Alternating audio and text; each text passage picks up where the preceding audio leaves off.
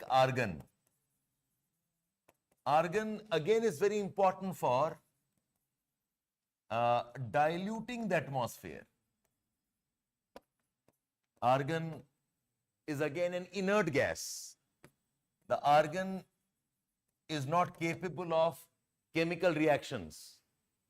Nitrogen, I repeat, nitrogen can dilute the air, and nitrogen can be trapped in the soils. There are bacteria which can trap. Lightning as a process can also help trap some nitrogen into the soil. And when nitrogen gets trapped in the soil, it is then very important for plants' growth. Protein, the protein that we have is essentially nitrogen. कर लो.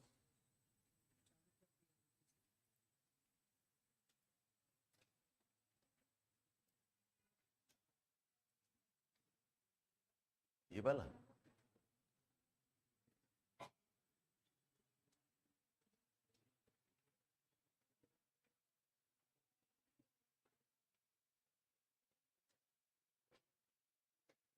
Shivam, that's all. Nothing more required. Okay? Okay. Yeah, we got disrupted for some time, but I hope you all have ultimately caught on. So Shivam, आप इतना ही लिखो बस. That's all.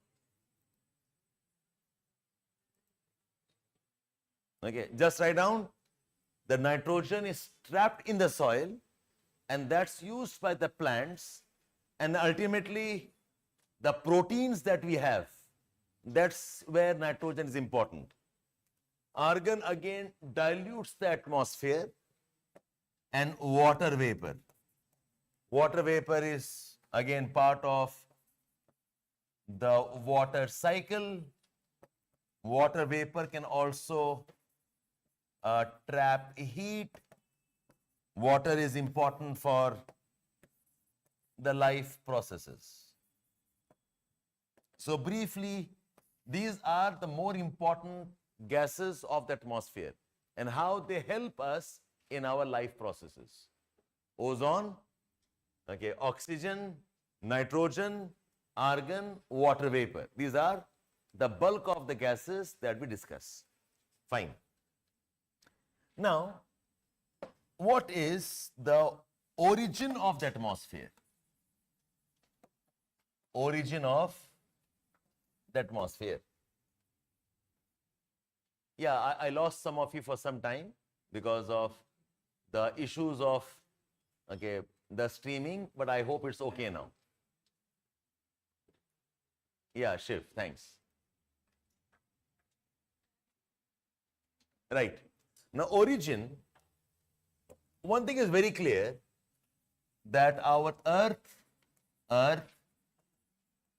did not have an atmosphere when it formed. When Earth was forming, yeah, I think there's continuous murmuring going on. Can you all settle down, please? Atmosphere, life wali baat ho rahi hai. Okay, so let's focus on this. Okay, so atmosphere was not present on the Earth when the Earth was forming. Okay, Earth's formation we say is a process called as accretion.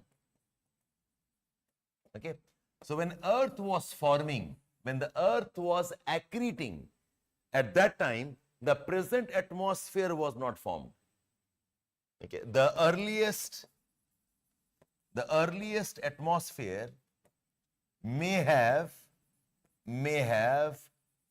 been lighter gases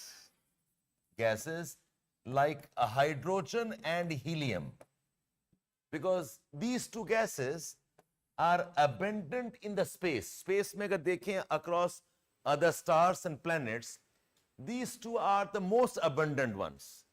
The earliest atmosphere might have some lighter gases, hydrogen and helium, but these gases escaped. but these gases must have escaped. The atmosphere of today was formed later and formed through stages. ऐसा नहीं था, the atmosphere was formed at one go. Atmosphere was formed slowly, gradually. Sometimes some gas is there, some other time some other gas was formed. Today we have the gas in some composition. We have some amount of oxygen, some amount of nitrogen, some amount of water vapor, but that was not how it was always. So I repeat, the atmosphere that we see right now, the atmosphere is a product of a series of changes. The earliest one probably we have lost, but the atmosphere we have today, this has formed through the stages. Okay. Next point here, the earliest atmosphere did not have oxygen. The earliest atmosphere did not have oxygen. Okay, and much of the source of the gases of the atmosphere is the Earth's interiors. The earliest atmosphere did not have oxygen. And the earliest source जो था हमारा gas का, it was the Earth's interiors. From inside the Earth, okay, the gases have come out. We say the source of gases हैं, the source of gases, we say it could have been two sources. The source of gases could have been external, or the source of gases could have been internal. The external thing is now almost disagreed. The gases we have not come from outside. They have come from within the atmosphere. The internal processes of Earth is what gave us the gases. Okay, so much of the gases we have are from the Earth's interiors. So what we're saying is that the main source of the atmospheric gases is from the volcanism. The main source of atmospheric gases is volcanism. Okay, so yes, volcanism is also called as the process of degassing. It's also called as the process of outgassing. The process of degassing or the process of outgassing. So it's the Earth that we have. Gases must have come from the interiors of Earth. And these may have been trapped by Earth's gravity and they have now become a layer. Okay? The source of atmosphere, therefore, is the sources from inside the Earth. Okay? Now, in volcanism, the main gases are nitrogen gases. The main gases are sulfur gases. The main gases include carbon dioxide and water vapor. Of course, some amount of phosphorus also comes out. Okay, if you look at the gases, the volcanism से क्या क्या निकलता है? Nitrogen is very common. Sulfur is very common. Okay, sulfur compounds are a very important part of the degassing process. Plus carbon dioxide and water vapor and some amount of phosphorus also. But I am concerned about gases, so I'll stick to this. Okay.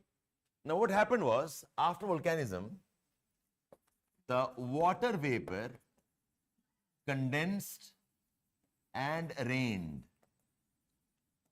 Whatever water vapor we had, The water droplets must have condensed and they fall down as rain.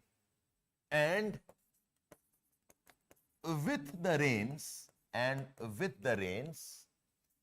the carbon dioxide gases got washed out. The water vapor जो बाहर निकला in the volcanism process, the water vapor condensed and formed rains. Is very common. After every volcanism, eruption होने के बाद में it will definitely rain. Okay, it's the post-volcanism rainfall that we have.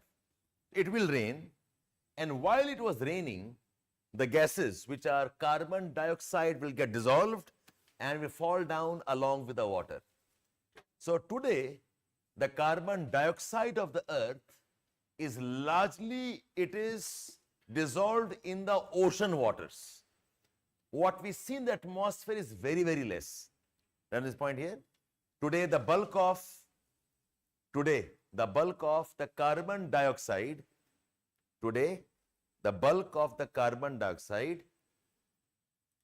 of the earth is found. The bulk of the carbon dioxide of the earth is found dissolved in the oceans.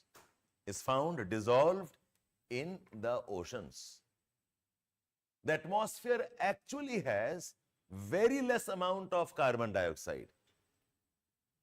The atmosphere actually has very less amount of carbon dioxide. Okay? Bulk of it is found in the oceans, dissolved. That's why when we have global warming, these carbon dioxide from the oceans will get released. And that's how we add to the problems of greenhouse substances or greenhouse gases. So within bracket mention this point here, that with global warming, the carbon dioxide of the oceans,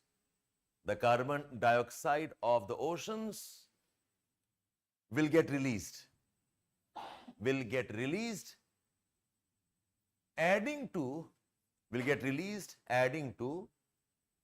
the greenhouse gases of the atmosphere.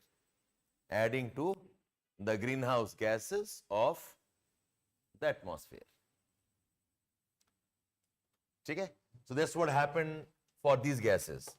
Now, oxygen jo hai, the next one, oxygen. Oxygen is almost entirely, okay, because of a biological process like photosynthesis. Oxygen, which is the most important gas for respiration, this was formed much later.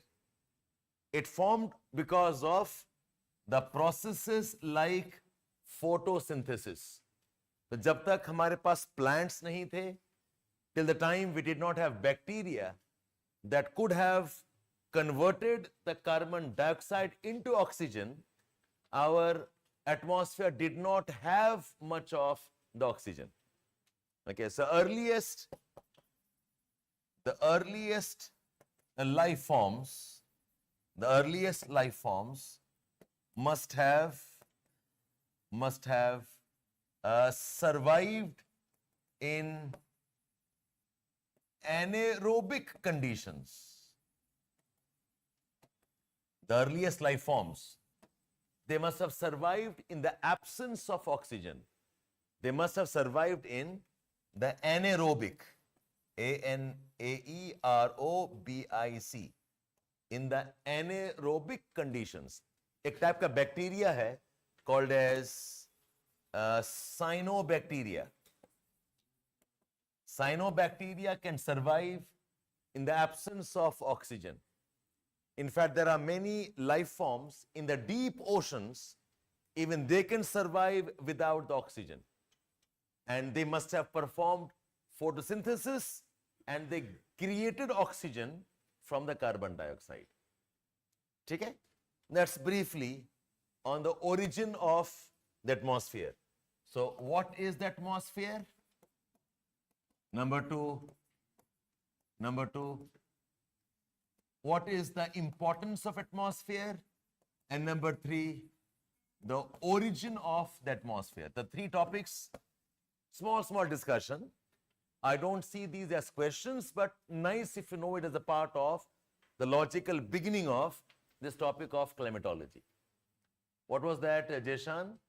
When there's too much of carbon dioxide, why marine animals do not die? The adaptations, okay? More oxygen or less oxygen, more CO2 or less CO2. Okay, it all depends on the life form's adaptation. So the life forms have adapted themselves, survive in those conditions. So be it temperature, be it oxygen, be it carbon dioxide, it's a part of how animals' life forms are adjusting to those. That's why they may not have died. Okay. Degassing is volcanism. Degassing is outgassing. So whenever I have volcanic eruptions, gas nikalta hai isse. Okay. The volcanism itself is called as the process of degassing. Okay, same thing, outgassing, degassing. I'm stressing on the gases have come out. What gases? Carbon dioxide, nitrogen, water vapor, and sulfur compounds. They are the primary gases which have come out because of volcanism. Yes? Because pani garam hogi, you tell me which type of oceans can dissolve more gas? Warm ocean or cold ocean? Which will dissolve more gas? Cold oceans. जब warm होगा तो release हो जाएगा. Like it's escaping the atmosphere, the ocean, because it's warmer. In the oceans, more carbon dioxide is there in the lower depth, where the water is very, very cold. As it gets warmer, escape ho jayega. That's it. Nidhi, I hope I explained that to you. Okay. This is water. This is water. This water has carbon dioxide dissolved. So when you warm this, this will escape. Cold water can dissolve more carbon dioxide, right? Okay, let's move on. Now we're talking about the atmospheric composition. I'll take up a bit more detail on this. The atmospheric composition. So I said the atmosphere has ions, the atmosphere has gases, the atmosphere has solid particles, which includes dust particle and includes the salts. This we have called as aerosols. The atmosphere has ions, the atmosphere has gases, the atmosphere has aerosols. In terms of gases, there are certain major gases that make up the bulk of the atmosphere. So we have nitrogen that makes up approximately 78%. We have oxygen that makes up approximately 21%. We have argon that makes up 0.93%. Carbon dioxide makes up 0.03%. But the three main gases are these: nitrogen, oxygen, and argon. By the way, I'm presuming when I'm saying percentage in what sense? Percentage of what? Percentage of, or in what sense? Mass, volume, kya hai ye? Anybody? Okay. Volume of what? It is percentage of by volume of, not air, dry air. Okay, remember this. All the percentages are percentage in terms of volume of dry air. Okay, and these three are the bulk. Ye तीनों मिलाकर, this is 99.93% of the atmosphere. These are the three most important gases in terms of volume. Carbon dioxide, this one.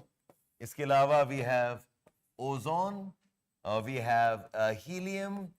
Okay, other gases, this also 0.00005%. So also approximately same 0, okay, 4 or 5% again.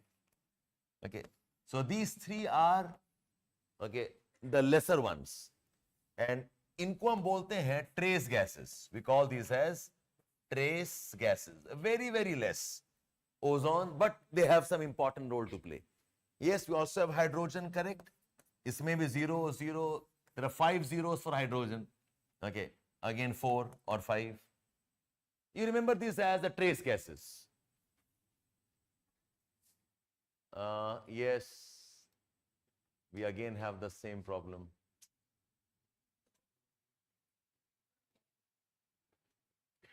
Yes, yes, I can see that.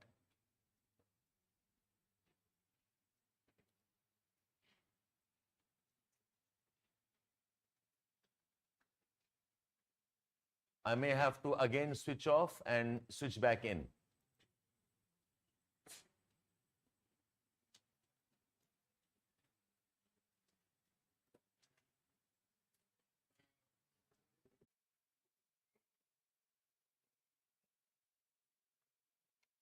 All hear me? Just give me another 2 minutes.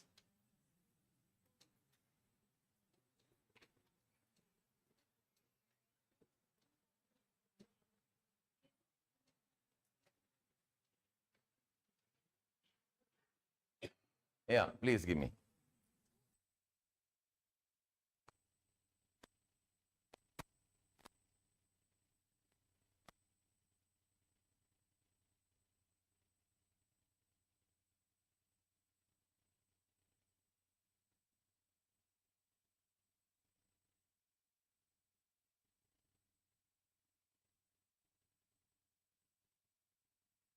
I'm switching off again.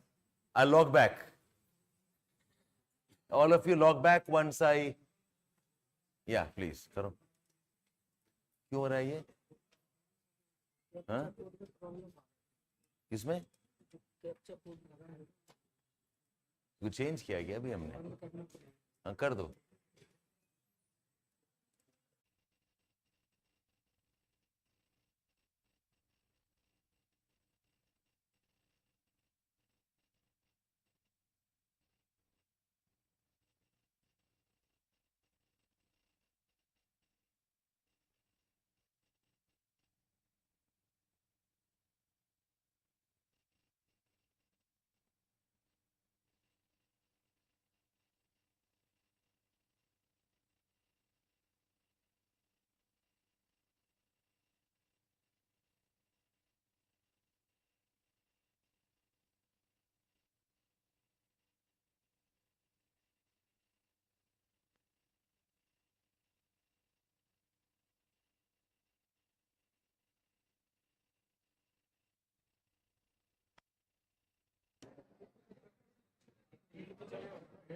हाँ, वो चलने दो.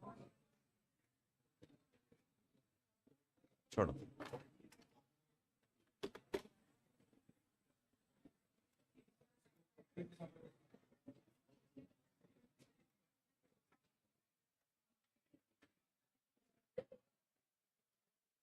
Okay.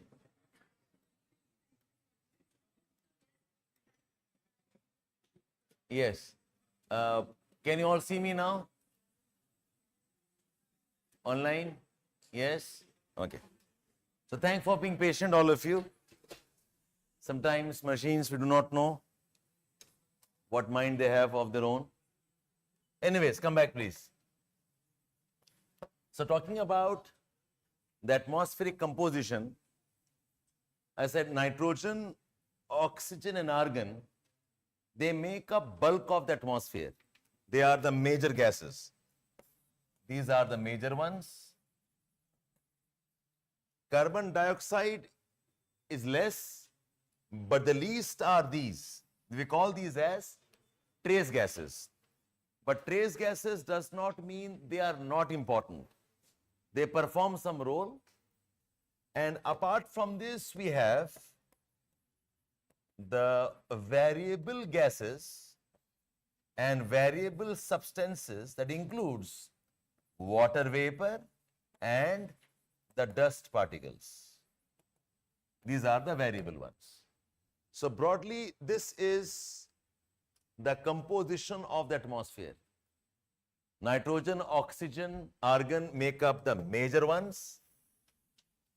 Carbon dioxide is significant, but not anywhere near this. These are the trace gases. In terms of amount, they are minor. And we have certain variable substances and gases that make up water vapor and the dust particle and the aerosols. The irony of this is interesting here. The irony is that the atmospheric processes, when I say atmospheric processes, I mean winds, I mean clouds, okay, I mean the rainfall, I'm talking about precipitation. The atmospheric processes that become a part of the weather, that become a part of the climate. It includes the winds, it includes precipitation or rainfall, it includes the clouds, it includes the temperature and the pressure patterns. The atmospheric processes are actually not significantly contributed by nitrogen, oxygen or argon. This is the irony of the atmosphere. The atmospheric processes, irony का मतलब क्या है? Something like something which is a surprise, which is not the obvious thing. इसका opposite है. Okay, atmosphere, okay, composition is this. But we say that the major gases, 99.93% of the atmosphere, it does not play significant role in the atmospheric processes. Okay, nitrogen, oxygen and argon are not the important gases for the winds, for rainfall, for clouds or for temperature and precipitation. इसकी reason क्या है? Anybody knows the reason? Why is that? Okay, these are less, but these are more important than the major gas. Anybody why? Because? Yes? The main reason is, yes, some of you got it right, that nitrogen, oxygen and argon, these are not the important greenhouse substances. They are not important in trapping insolation and incoming radiations or the outgoing heat from the Earth's surface. Okay, the nitrogen, the oxygen and the argon, these are not the important greenhouse substances. When I say greenhouse substances means that they are capable of trapping heat. Okay, ये तीन gases, they do not play important role in trapping the heat. Okay, neither are they good at trapping insolation, nor are they good in trapping any other radiations, whether incoming or outgoing. So essentially what we are saying is, all the climatic processes are the consequence of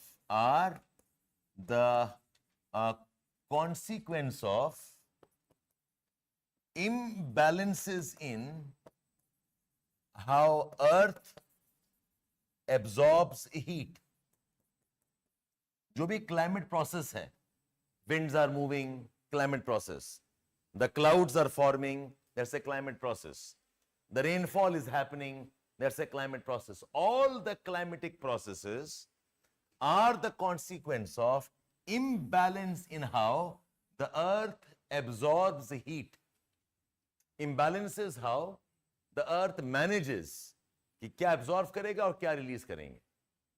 Okay, so nitrogen and oxygen argon, they are not good at trapping heat.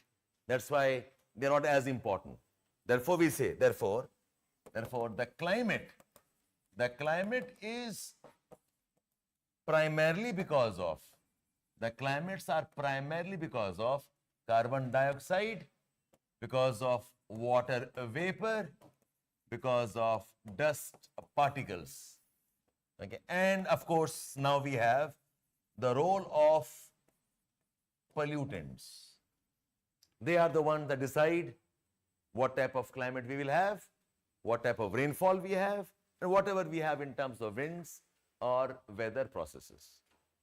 Okay, so what is the atmosphere's composition and what is their importance in terms of the climate? So we might say oxygen has a very important role in life process of respiration, right? Nitrogen has a very important role in diluting the atmosphere and again life process of protein building.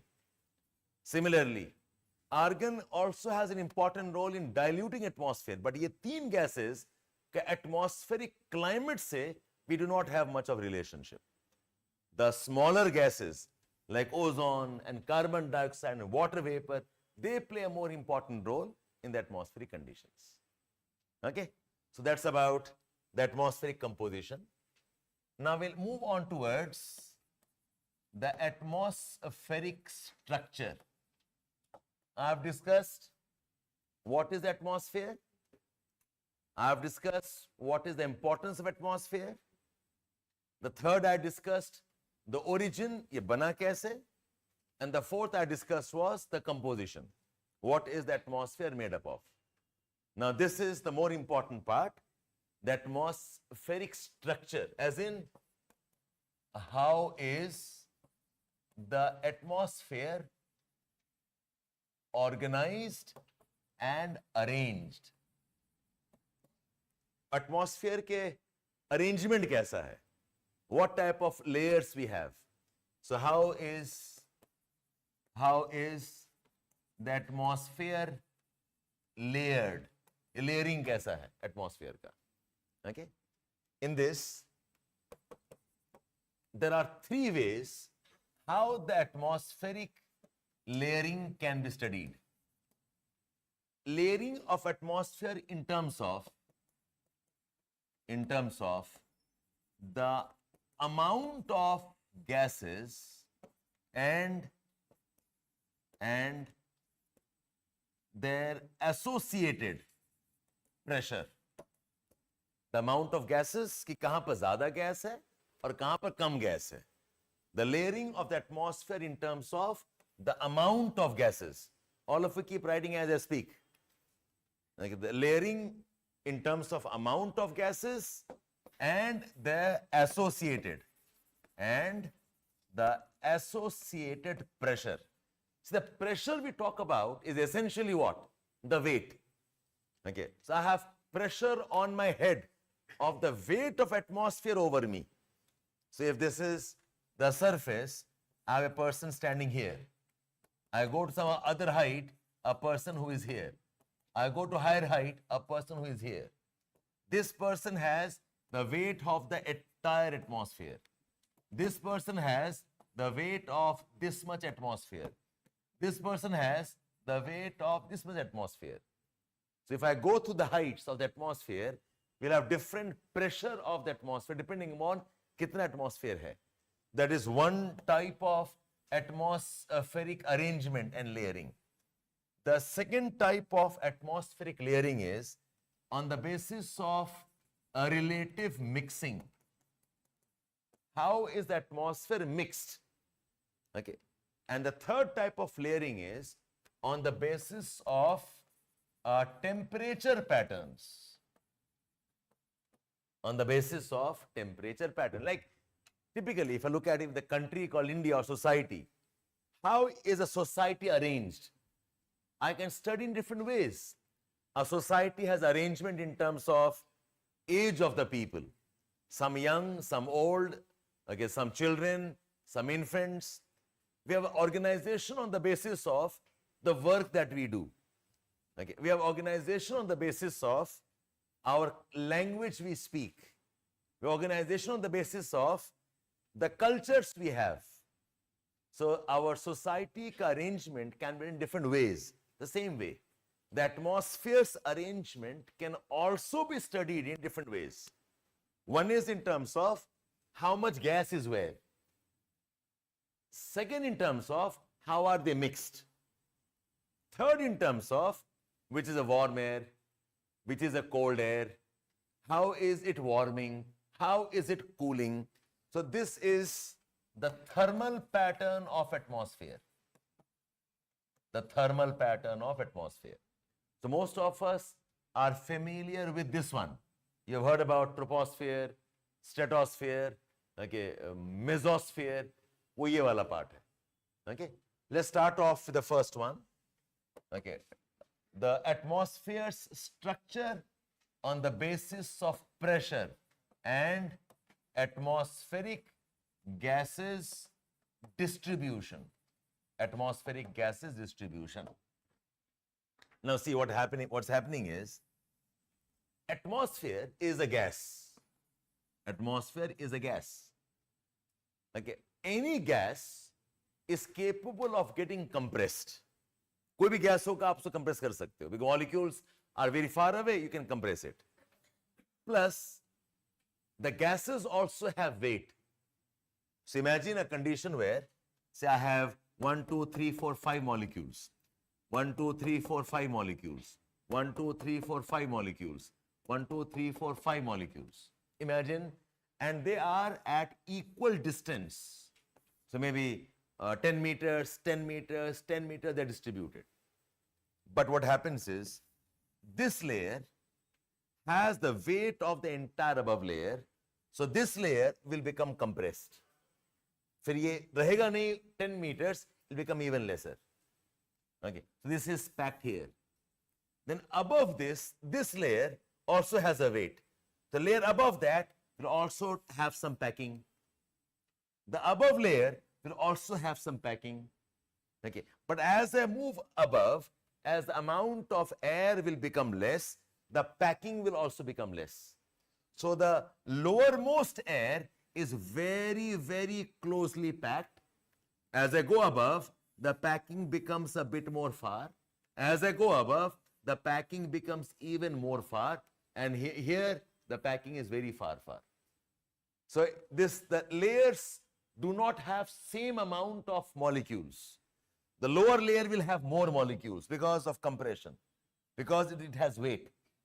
As I go up, the air becomes less.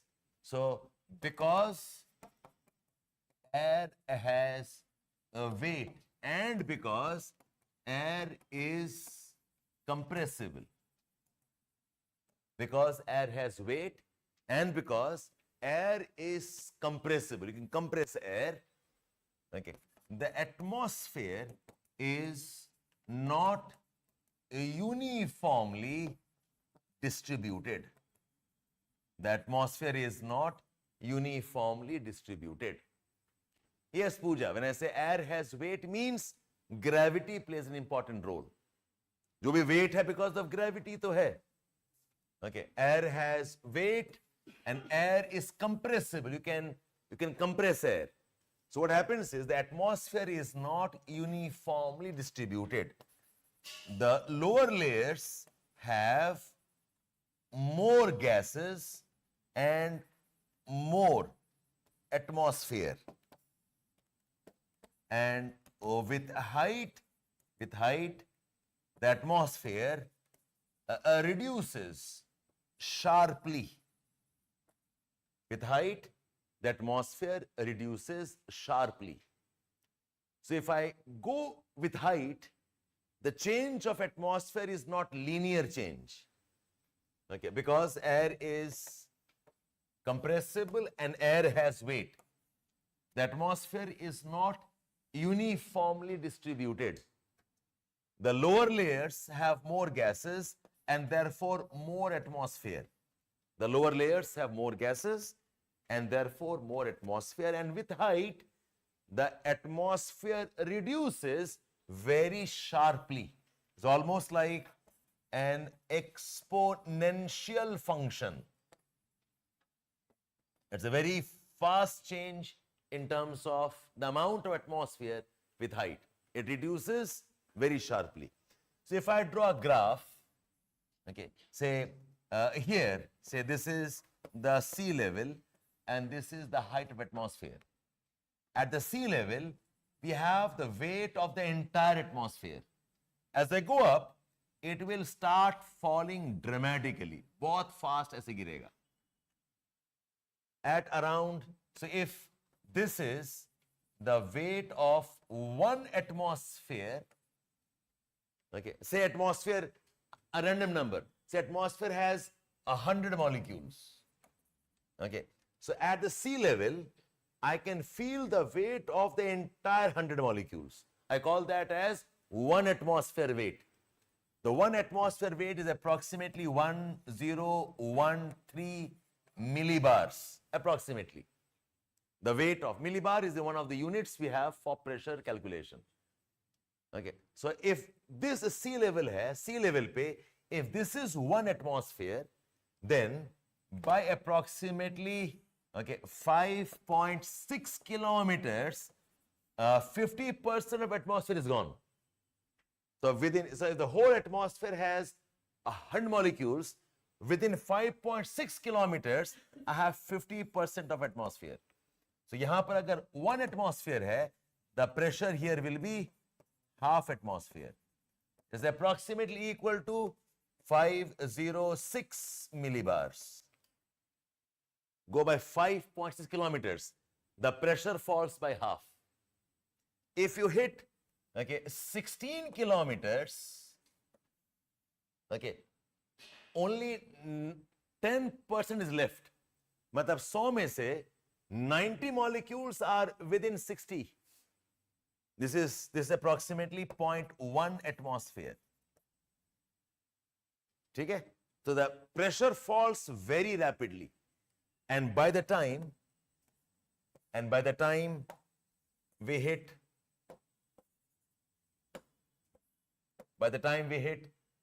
say around 30 to 40 kilometers, it's almost 99 percent of atmosphere is gone. So 0.01 ही रह जाएगा आपका. Okay, so at sea level it is 1 atmosphere. At 5.6 kilometers it is half atmosphere. By 16 it's only 0.1 atmosphere, and by the time I come to approximately 30-40 kilometers, let me give the exact value, why speculate here. About 29 kilometers mein, it is 0.01 atmosphere. So anybody knows atmosphere is up to what height? Anybody knows? Till what height we say we have atmosphere? How much? It's speculative, of course. कोई number figure है नहीं हमारे पास. Okay, so people say atmosphere जो है, it's approximately till 800 to 1000 kilometer तक होता है. So imagine, 1000 kilometer. So imagine if 99% of atmosphere is over by 29 kilometers, ऊपर क्या ही बचता होगा? Hardly any amount of atmosphere of significance. At this point down, if we consider the atmosphere, to exist till about, if we consider the atmosphere to exist till about 800 to 1000 kilometers, 1000 kilometers, the atmosphere in the upper heights is extremely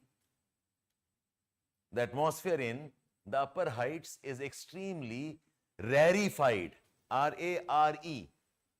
The atmosphere is extremely rarefied. It's a very, very, very less density of atmosphere. Why? Because by 29 kilometers, 99 molecules are gone. Just one molecule is beyond that height. Okay. Now, in aviation sciences, we have a term called as the Kármán line. Okay. In aviation sciences, the term called as Kármán line, K-R-M-A-N, Kármán line, which is approximately about 62 miles or about 100 kilometers height. Okay. In aviation, we consider this as the boundary of the atmosphere. Beyond this, regular planes can't fly. Okay. So, in aviation, we consider this as the boundary between the atmosphere and the space. हालांकि debates हैं, what should be the boundary. So, in lot of geographical concepts, we consider the height you can take as 800 kilometers. But for aviation, we say the atmosphere is over at 100 kilometers. Just know this term called as Kármán line. Okay, so in geospace engineering, we say that beyond 100, we can call that as space. Although we differ. Others say no, the space should actually be after 800 kilometers. Fine. So that's about the atmosphere in terms of the pressure and the amount of molecules. Okay. The next one. The graph, okay. The graph looks something like this. This is 1 atmosphere. It falls rapidly as I go above at around 5.6 kilometers. Half is gone. At around 16 kilometers, okay, just 0.1 left. At around 29 kilometers, 0.01 atmosphere. Okay, this is the sea level. On this side is the height in kilometer. On this side, I am plotting the pressure. Plotting the pressure. Okay? Difference क्या? Oh, see, these are different ways of expressing. I have to calculate the pressure. I can calculate pressure in terms of the amount of atmosphere, or I can measure in terms of millibar pressure, or I can measure in terms of the height in a mercury column barometer.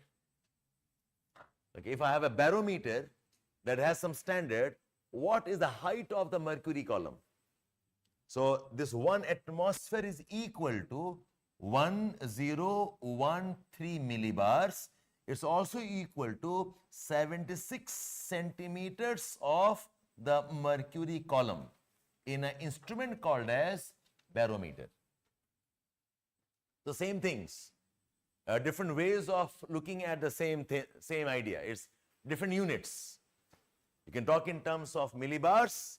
You can talk in terms of the height of the mercury column in a barometer. Okay, let's move on. The next topic is, or next type of structure is on the basis of relative mixing of the atmosphere. On the basis of relative mixing of the atmosphere. Addition, the height of the atmosphere for geographical purpose we say is about 800 kilometers to 1000 kilometers. But in terms of aviation we say it's about 100 kilometers. Okay, so different people have different basis of knowing the boundaries. Okay, now the atmosphere is the atmosphere is a mixture. Okay? It's a mixture, it's not a compound. When I say a mixture, the different gases,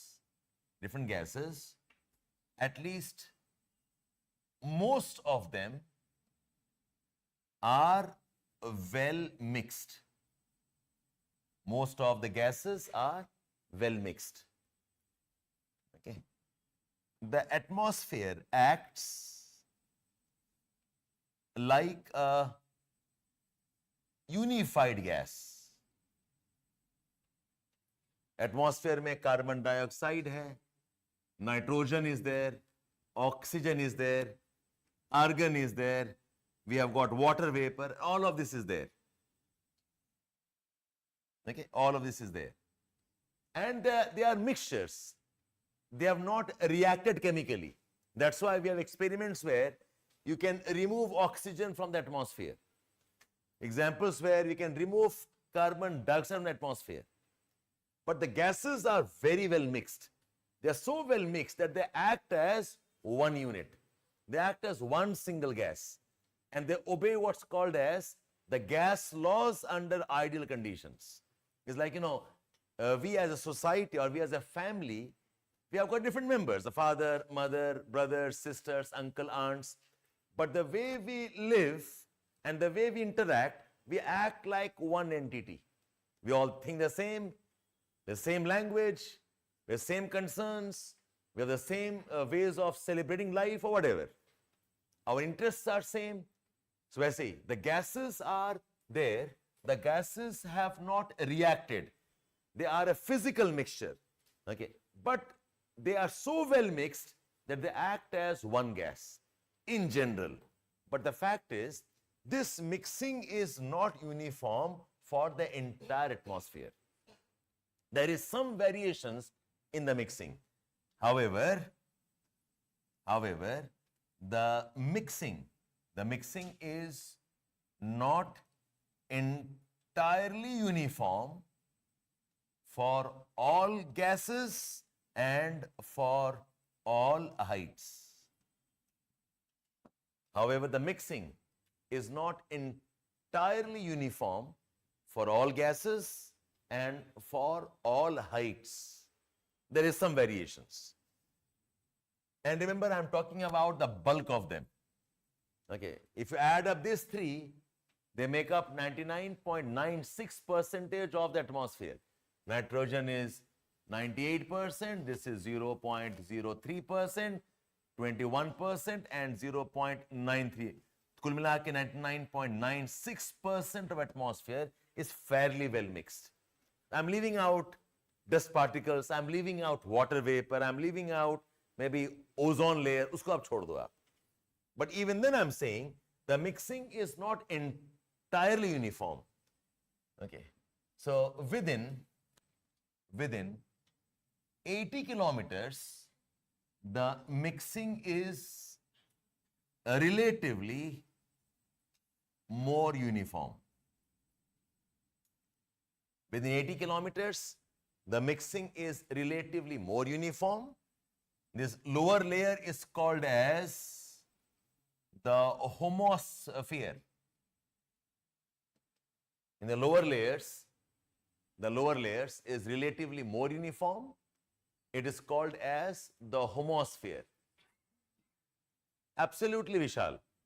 Okay. Altitude also affects mixing. The best mixing we have is in the troposphere. As I go above, the mixing will become lesser. And above 80 kilometers, there is some amount of ionic and atomic segregation. Beyond 80 kilometers, there is some amount of ionic and some amount of atomic segregation. The atoms will become separate. So above 80 kilometers, we call the atmosphere as the heterosphere. So within 80, we call this as homosphere, and above 80, we call this as heterosphere. In the heterosphere, the typical layers will be, in heterosphere, the typical layers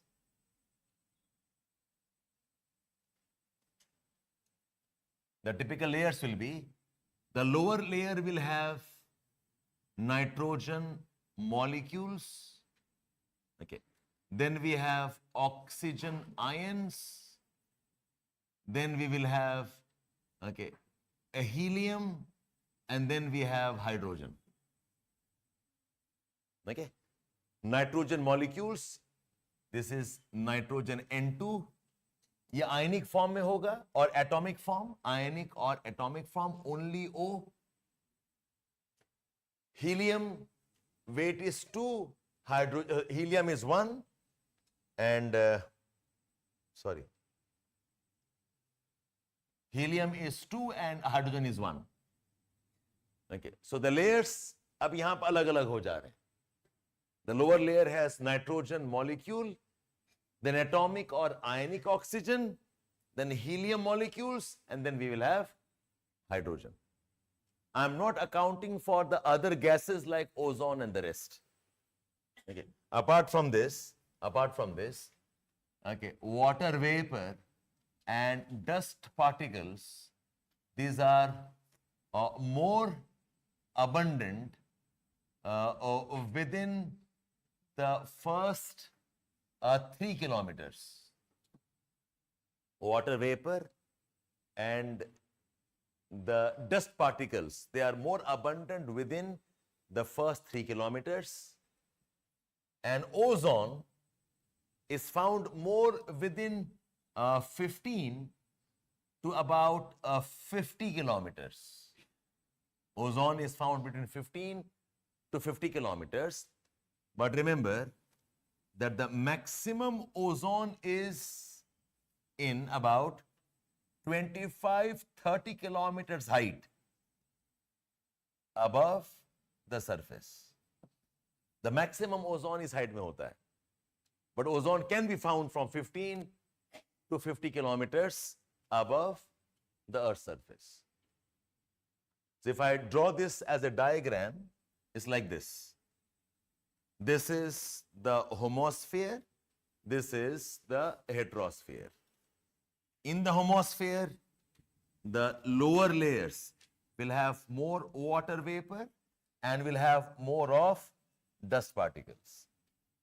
Okay, and at around 15, okay, till about 50 kilometers, we will have more of ozone. But ozone also is more in a layer here. Around 25-30 kilometers height pe, this has the bulk of the ozone. All good? This is the diagram representing. And heterosphere, of course, you know, we have the hydrogen molecule, the oxygen, the helium,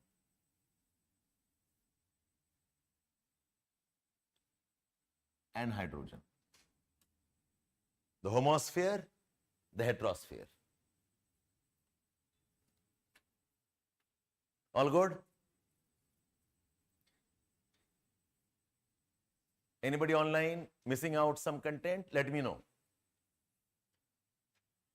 Some of you are here with me for the first class.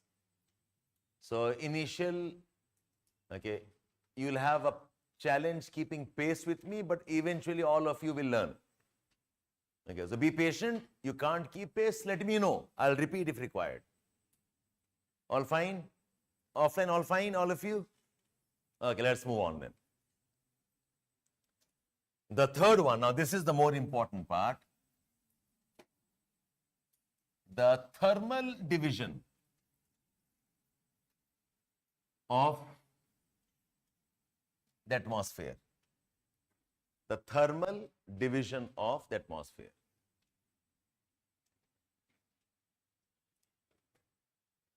Okay.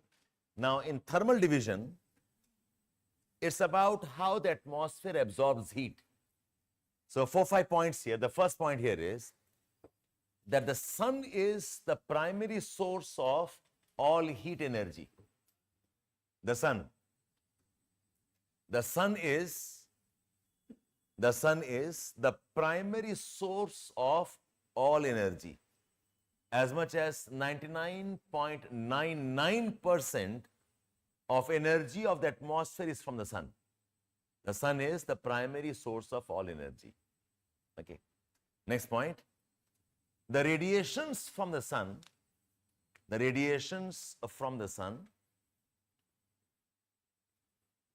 come in, the radiations from the sun come in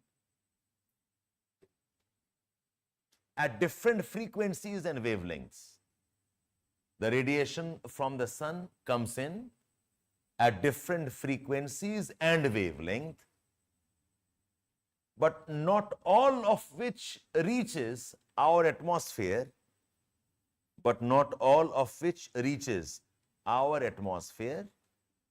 and the Earth's surface. Atmosphere or the Earth's surface. So some of you know this, the solar radiation, the sun's radiations, we have a spectral range bolte hain. This is the electromagnetic spectrum. So if the sun here, the sun is giving out radiations. The radiations come in a range. The range is called as the spectral range of radiation, or simply the electromagnetic spectrum of insolation. The electromagnetic spectrum of insolation. So what are the radiations coming in? We have gamma radiations, we have X-rays, we have ultraviolet rays, we have the visible spectrum, we have infrared, we have microwaves, and we have radio waves. These are the radiations coming from the sun. Gamma radiations, X-rays, ultraviolet, visible spectrum, infrared, microwave, and radio waves. These are the radio waves. In this direction, it is increasing wavelength and decreasing frequency. These are short wavelength, high frequency. These are long wavelength, less frequency. And generally that which has less frequency, high frequency and less wavelength, they are more powerful. These are the more powerful ones. They have low wavelength and they have high frequency. These are less energy. They will have high wavelength and they will have less energy or less frequency. Less frequency.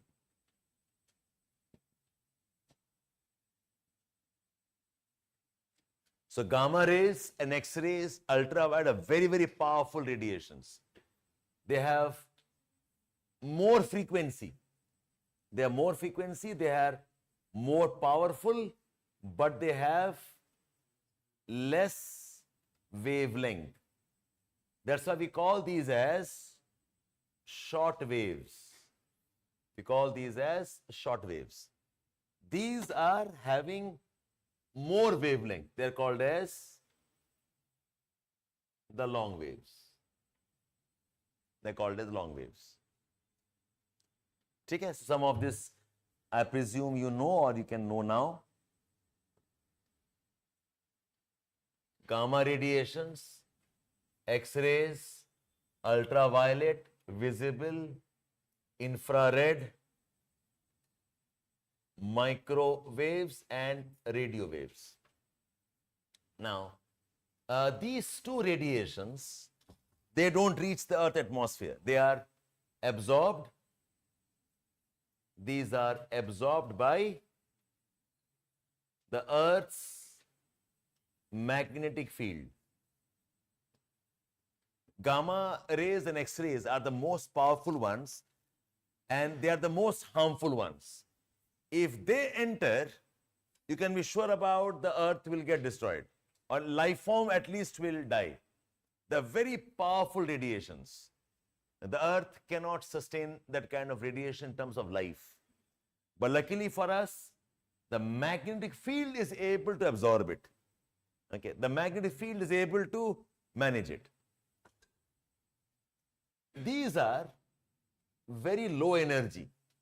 These are not the insulation component at all, because they can't come from the sun as far as this one. So whatever energy comes in is these three ultimately. This is not there and this gets absorbed. Okay. So write down here, the insulation that enters the Earth's atmosphere. The insulation that enters the Earth's atmosphere is ultraviolet, visible spectrum, and infrared. Ultraviolet, visible spectrum, and infrared. Visible spectrum is from 0.4 microns to 0.7 microns wavelength. Or you can say 400 nanometers to 700 nanometers. This is the visible spectrum, that which we can see. I hope you all of you know the idea of Vibgyor, right? Violet, indigo, blue, green, yellow, orange, and red. So V ultraviolet, red infrared. Okay. Bulk of energy that comes in is this range. Okay. This is the Vibgyor, ultraviolet and infrared. Now, the next point, the ultraviolet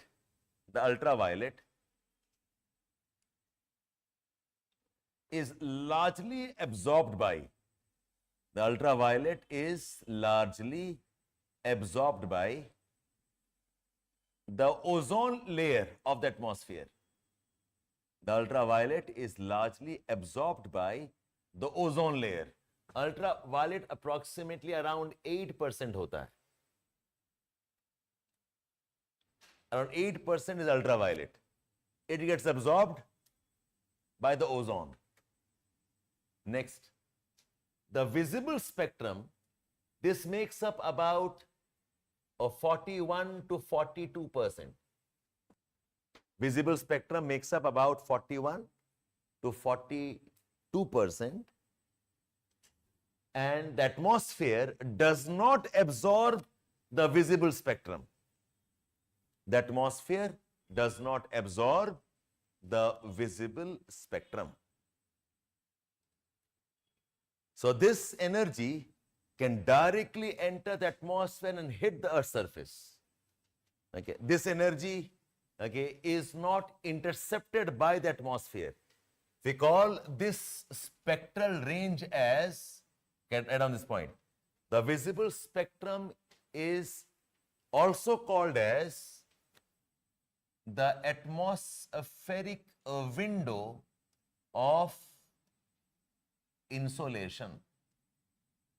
It's also called as the atmospheric window of insolation. ठीक है? ये atmosphere रोक नहीं पाएगा. It will pass through. And the infrared, this is approximately 48 to 50% of the coming radiations. Infrared is about 48 to 50% of the insolation into atmosphere. Okay. And infrared is largely intercepted by water vapor in the lower atmosphere. It is largely intercepted by the water vapor in the lower atmosphere, but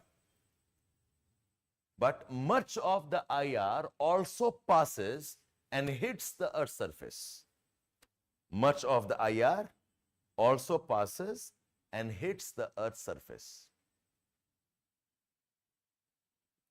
So what I mean by this, watch here. This is the Earth's surface. ये Earth का surface है. Say this is the layer of Earth's magnetic field. In this, the gamma rays and the X-rays, they get stopped here. What comes in is ultraviolet. It comes in, ultraviolet gets stopped by the ozone layer. ये यहीं पर रोक देगा. It can't go further. Okay. The visible spectrum goes completely and hits the surface. The visible spectrum, okay, this will not be blocked. It hits the Earth's surface. Okay, we say the atmosphere is transparent to, okay, the visible spectrum. Achha. Then we have infrared comes in, some amount gets absorbed, but bulk of this also passes to the Earth's surface. So water vapor can absorb some amount of infrared, but not all of it. So infrared also hits the Earth's surface. So by and large, if you see, okay, the ozone can absorb only this much. So if this energy, if 1, 2 and 3 come inside, only 2 can heat some part of above atmosphere. Rest is coming down and absorbed at the Earth's surface. Okay, so we can put a star mark here. Okay. The insolation entering the Earth's atmosphere is largely not absorbed by the atmosphere, except for ultraviolet and some IR. The insolation entering the Earth's atmosphere,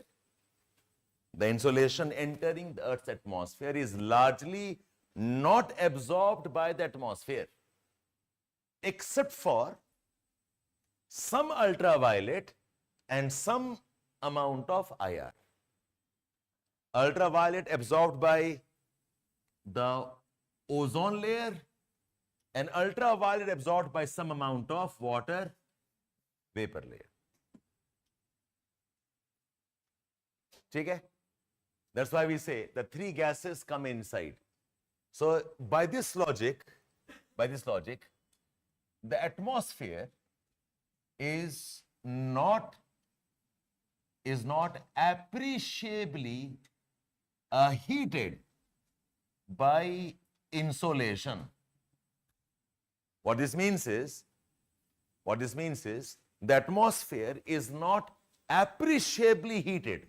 I'm not saying 0, but appreciably heated, not from insolation. The insolation is absorbed by the Earth's surface and some by the water vapor and the dust particles in the lower atmosphere, and then when the energy is radiated and released, the atmosphere is heated. Okay? the atmosphere is not appreciably heated by insolation. Insolation is absorbed by the Earth's surface. The insolation is absorbed partly by the water vapor and the dust particles. Water insolation absorbed by Earth's surface and some amount of it by water vapor and dust particles in the lower atmosphere. Then when the energy is re-radiated and the energy is released, that heats the atmosphere. That heats the atmosphere. That's why the famous saying, the atmosphere is heated from below, not from top. Therefore, the atmosphere is heated largely from below. The atmosphere is heated largely from below. All okay till here? So I repeat as a diagram. देखो दोबारा देखो. Earth's surface, energy comes in, hits the surface. Much of it not absorbed. After hitting the surface, when energy is going out, when it's being released, at that time, the atmosphere will start absorbing this. While going out, the atmosphere will start absorbing this. Question why? Why this happens? Okay, I'm answering a question, Rahul. Why? Because dekho, the energy is dependent on the wavelength. If it is low wavelength, it is high energy. If it is high wavelength, it is low energy. You understand this one? And then we say the wavelength, this depends on the temperature of the body. Whichever, okay, and it is inverse relationship. Something which has a higher temperature will have less wavelength. Something which has less temperature will release higher wavelength. So there are some laws. We have what's called as, don't bother about this, just know this. There is one called as a Stephen Boltzmann law ek hai. There is a Wayne displacement law. You just know that the energy is a function of inverse wavelength. This is wavelength. Okay? Plus the wavelength is a function of inverse temperature. So if I have got sun, the sun has very, very high temperature. The energy coming out is going to be very, very low wavelength. Earth has low temperature.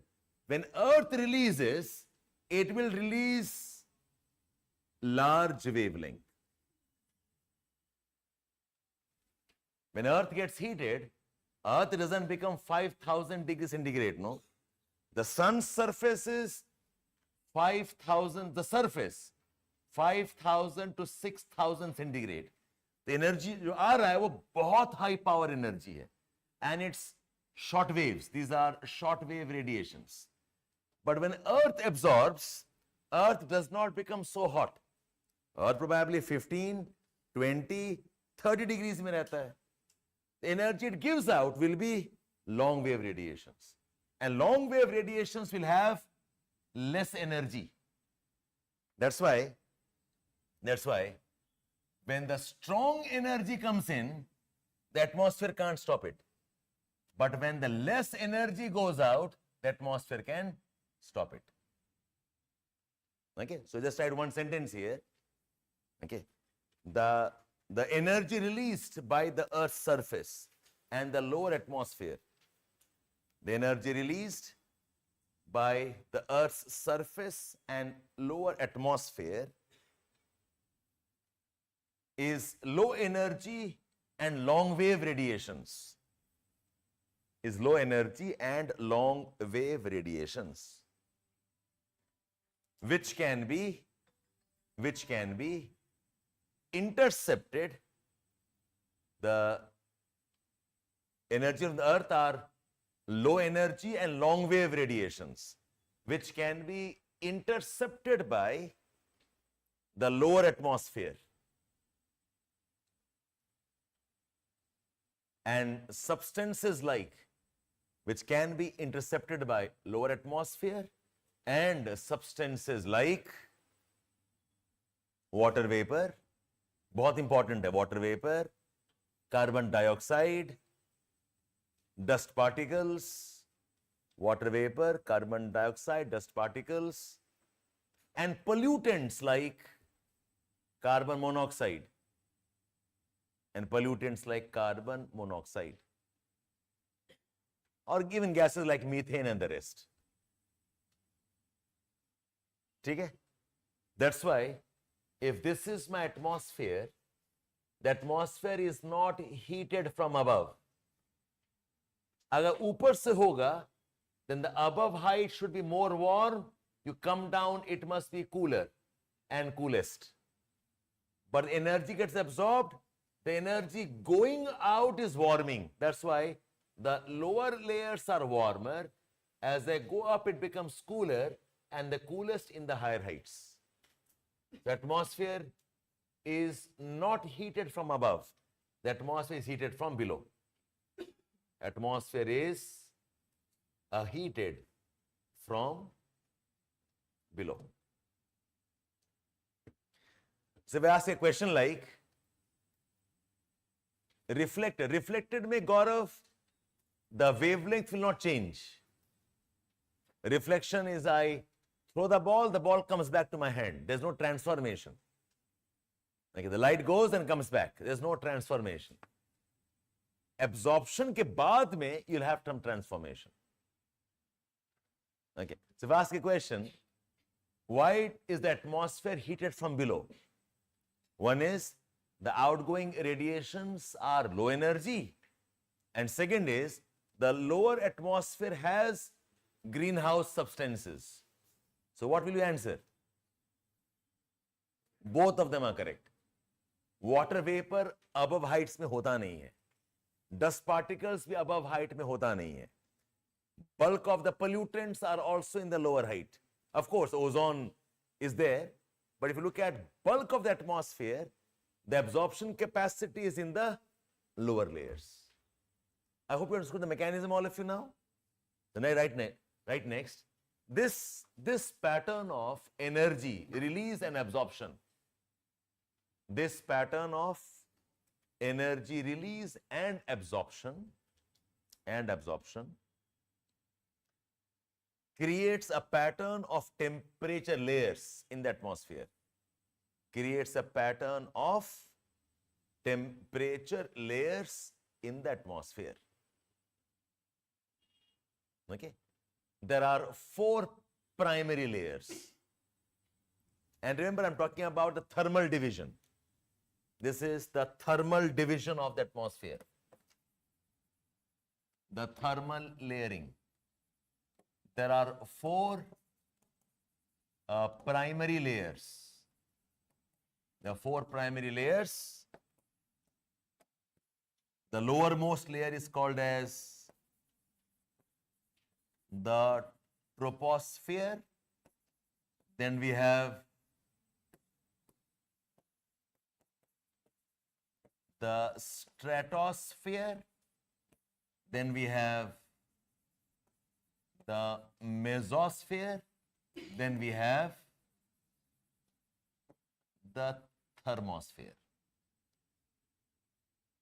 The 4 primary layers of the atmosphere.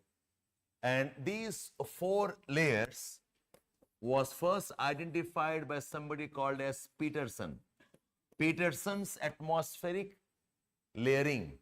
Peterson. Peterson's, okay, thermal layering of the atmosphere.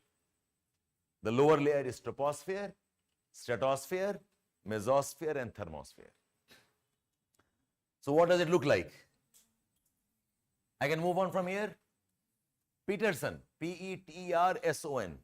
Peterson's thermal layering of the atmosphere. Okay.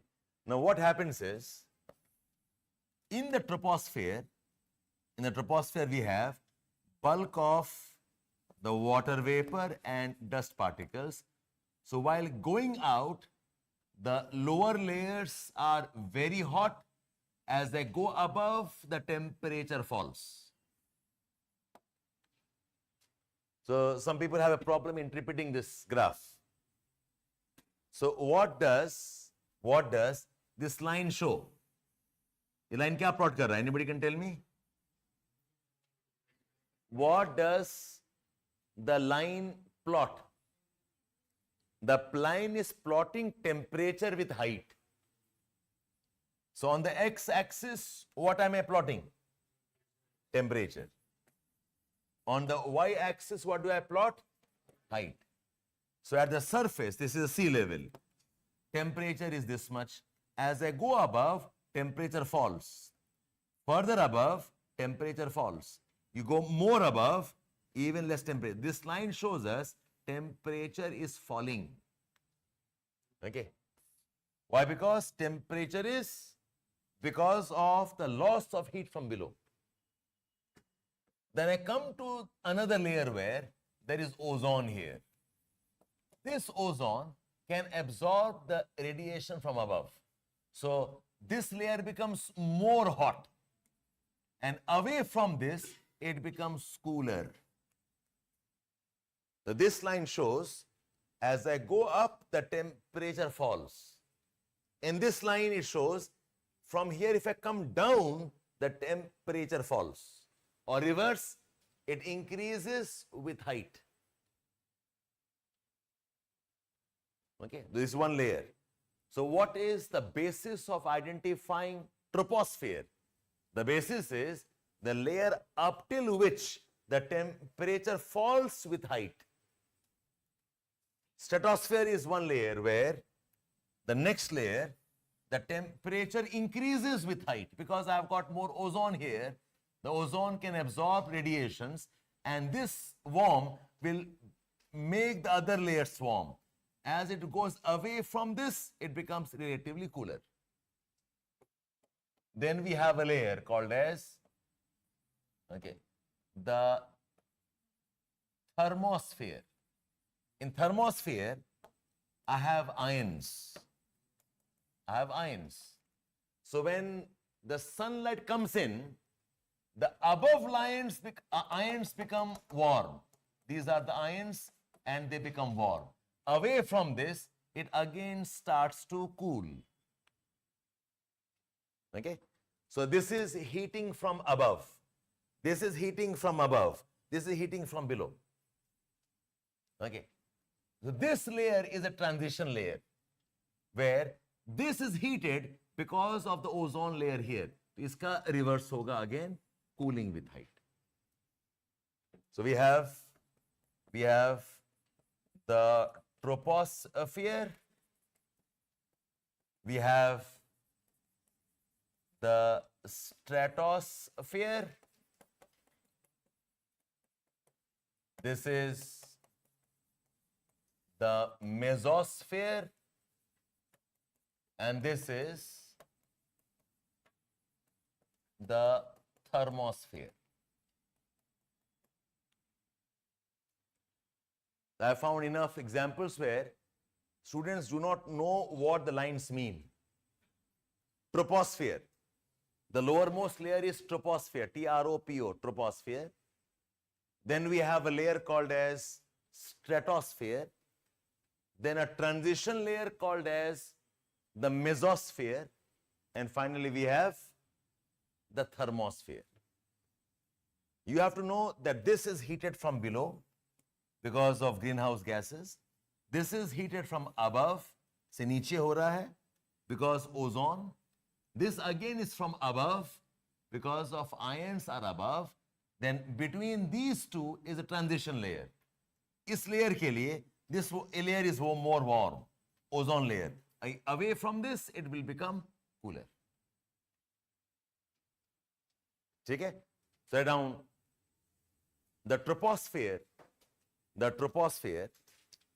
lowermost layer, the troposphere, the lowermost layer has decreasing temperature with height, has decreasing temperature with height. That is why it becomes cooler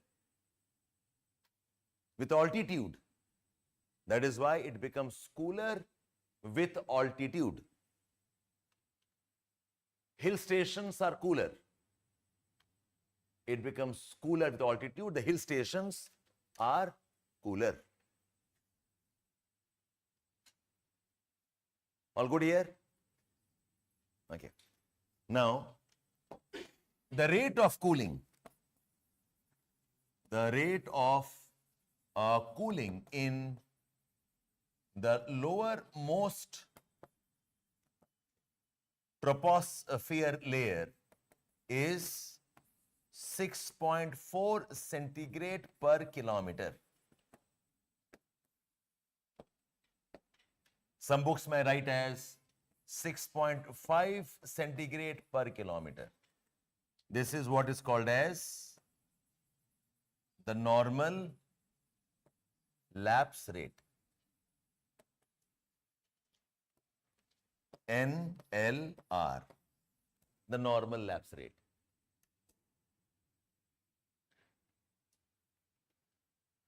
So you go up this height. For every height, the temperature will fall by 6.5. For every 1 kilometer, 6.5 will become less.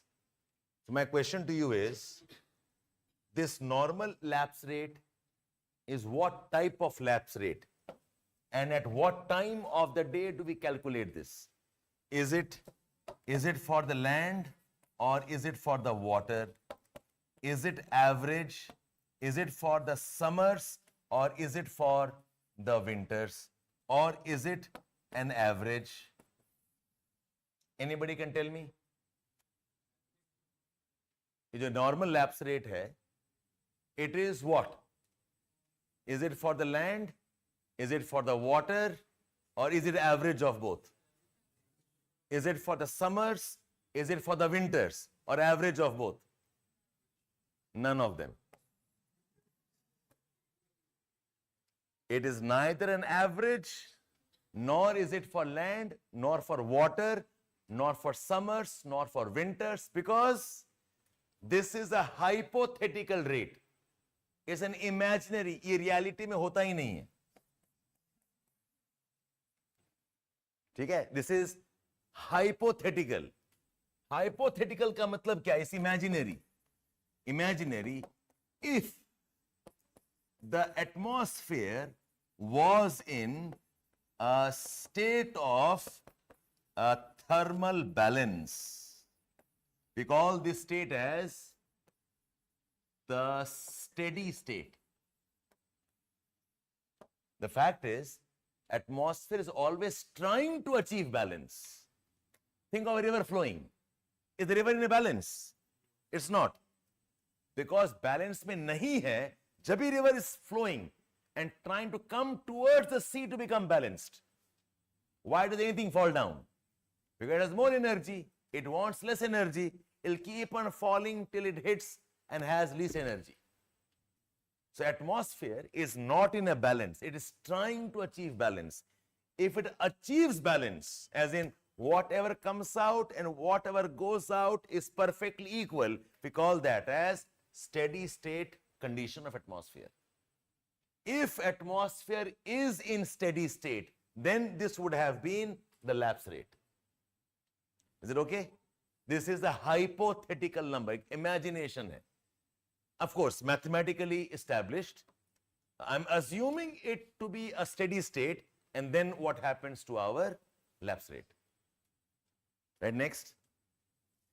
The actual, so watch here. So if this is the imaginary one, then what is the real one in that case? Okay, does the atmosphere actually become cold with height or not? Yes. फिर वो value क्या बताओ? Right, next. The actual rate of cooling of atmosphere with height, the actual rate of cooling of the atmosphere with height is called ELR, environmental lapse rate. It's called as the ELR or environmental lapse rate. इसका क्या value है बताओ? What's value of this one? It is variable. There is no number for this. Okay? This is variable. It varies according to seasons. It varies day and night में. It varies according to the nature of the surface. वो land है या water है या forest है. Is it dry? Is it wet? Is it summer? Is it winters? It will vary. It's called as environmental lapse rate. Day and night. Nature of the surface. Is it land? Is it water? Is it ice? Is it snow? Is it desert? The ELR will vary, okay, according to locations, places, time and seasons. Okay? So I hope you understand what is lapse rate and what are the types of lapse rates. We have the NLR, which is hypothetical, and we have ELR, okay, which is a variable number. So now if I ask you, tell me, what does the weather of a place depend on? NLR or ELR? ELR, not NLR. Whatever weather we have in any place, वो rainfall है, नहीं है, whether air rising or air sinking, whether we have cyclones or storms, it all depends on ELR and not NLR. So then why do we have the idea of NLR? Okay, it's something like, why do we have targets, okay, to achieve something? Okay, आपने बना रखा है, some of you, okay, बना रखा है target कि 1 साल में clear करना है. Okay, so that target gives you something to measure against. The ideal conditions are like standards to compare. ज़्यादा हो रहा है कि कम हो रहा है? So NLR is that type of standardization. They help us compare, like our constitutions. DPSP is like that standard to tell us how far or near we are in terms of our development objectives. So NLR is for comparison, but the actual reality is NLR, as the ELR, the environmental lapse rate. Okay. So just summarizing the troposphere. Okay. Yeah, please, just last few lines. Summarizing troposphere. Number 1 is, it is the lowermost layer. Number 2, NLR of 6.5 centigrade per kilometer. This is the weather layer. All the weather phenomena, rainfall, clouds, winds, whatever weather phenomena we have in the troposphere. The word tropo basically means turning or mixing. Atmosphere mein, the troposphere is where all dynamism happens. All the climate is in the troposphere. It is the weather layer. The troposphere, okay, has the variations in okay, the climatic conditions. It has the variations in the climatic conditions and the phenomena. And remember this, troposphere जो है, okay, it is at a higher height above equator, approximately 16-18 kilometers above equator, and at the poles it is at about 6 to 8 kilometers. The troposphere is not a uniform layer. It is higher above the equator. It is less high over the poles. Why? Because at equator, the warm air is rising. Okay. The convection, okay, is strong. The rising air can push the layer above. And this one is cold air. Air can sink. Air can sink, so this layer becomes less. This is a sinking cold air. The equator has convection upliftment. It can push the layer above. And this is cold, okay, heavy air can sink down.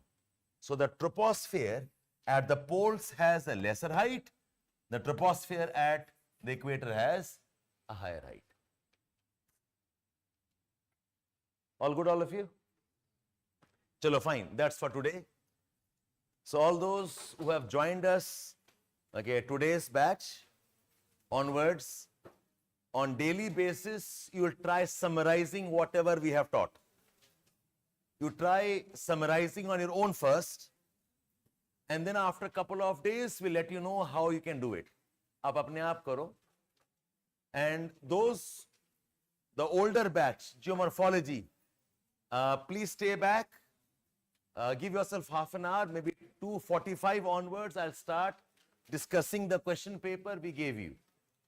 Those who want to leave can leave, but preferably you gave the test, stay back. Rest your choice. See you all tomorrow. Bye. No, today we don't have a case study. I'll have the discussion of this topic, of the test. Parveen will do it tomorrow. हम कल करते हैं. Bye. बताओ. One type of changes because of very high energy, heat, is something like a metamorphosis.